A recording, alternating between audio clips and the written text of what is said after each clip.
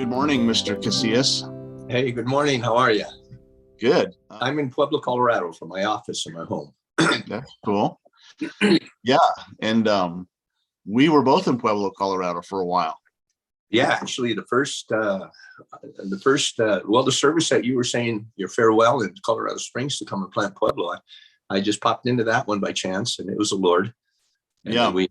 we began a friendship there. I was raised Catholic, and my sister, and I was a devout Catholic. I was an altar boy and everything. And I really considered, pursuing the priesthood.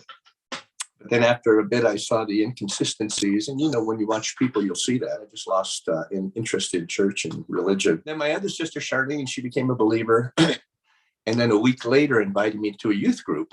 And I kind of, I already went to church, this, that, and the other. Thank you anyway. She goes, there's a lot of pretty gals there.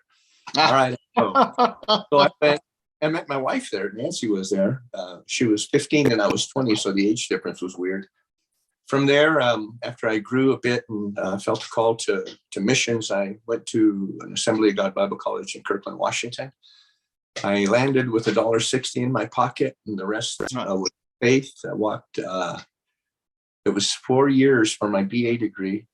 I went. The 4 years I graduated debt-free, and I never paid a penny. God sovereignly went ahead of me. It was amazing. It was amazing to watch. It was amazing to live. It was difficult, that whole thing about faith, the whole thing about trusting in a God that you can't see, hear, taste, or smell.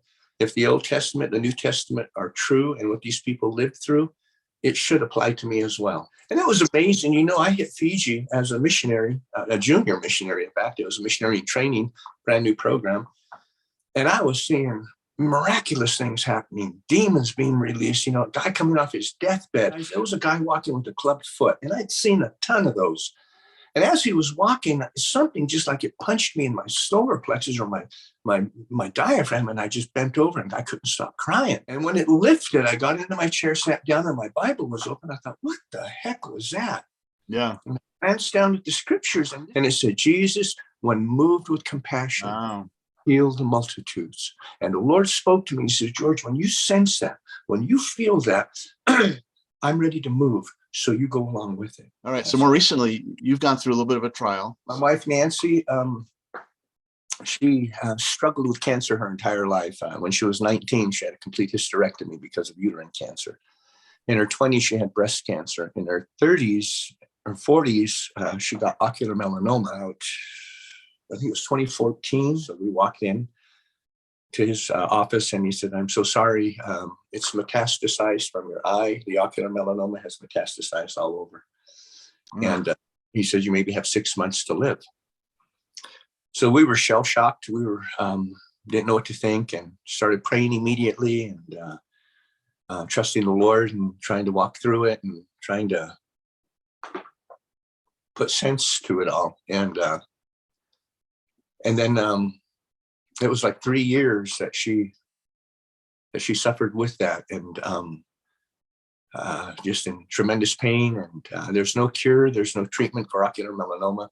And even though it metastasized everywhere, it was on her liver and on her lungs. Ordered a scan, and he pulls me in his office and he shows me on the screen. Says, I'm so sorry. It's like a shotgun blast. There's tumors all over her lungs. She's got maybe 2 weeks to live. Maybe. I said, okay, well, I've heard that before. And the 2 weeks stretched in 3 weeks, 3 weeks, and 4 weeks. So they ordered a complete PET scan. He pulls me in the office, and he says, I don't know how to tell you this. I don't know how to say it, but we can't find one cancer cell in her body, not one. And I kind of blew up, and I said, I saw them on your screen. They're super Christian, right? Yeah. You're mad at the doctor for misdiagnosing or not knowing what he's talking about. Right. So he tells me, he goes, hey, George, we're not religious here, but this is a God thing. He says, there's no other explanation for this. He says, you're going to have to learn to live again. So we went home, and it took her about 2 months to re-engage with life. She was just, she was saying, man, my bags are packed. I'm at the train station, and the train left. And then 4 years ago, so that would have been in 2018 or so. Correct. There's no cancer left in her body. Okay. So she was able to she was really concerned about her mother and her father. They were elderly and there was nobody to care for them. So she asked the Lord, help me to do this or send somebody to do this. And she believes with all her heart that God brought her back for her mom and dad to care for them, in which she did. It was during COVID in 2020. Her mother passed away. I think it was in May. Her dad passed away 6 months later. My sister passed away 2 days later. And then Nancy, for a year and a half, the cancer came back like crazy. I'm sorry. The last 6 months were hell. So difficult for her. But she suffered with dignity. Mm-hmm. I think I heard her complain twice about how she hurt. And the rest of the time I would ask her and I would hover over her. She was saying, you know what, you need to back off. You need to back off. And I'm okay. I'll let you know if I need something. And there wasn't very much that I could do, but sit next to her, hold her hand, watch TV. And, with her suffering, the pain and the agony, my suffering was watching her suffer. Yeah. And the entire time, even though, we're living in this, that he's right here with us. Mm-hmm. God, the presence of the Holy Spirit was so present here in our home during that time with her passing. Watching her transition from life to eternity was the most difficult week in my life. I was lying on the bed with her and I was holding her. And I heard the last breath she took. And Alex, when I looked at her, there was not one wrinkle on her face. Oh, mm-hmm. She looked young. She looked at peace. She was just absolutely beautiful. Mm-hmm. And I remember, telling my sister, I said, look at her, look how pretty she is. Mm-hmm.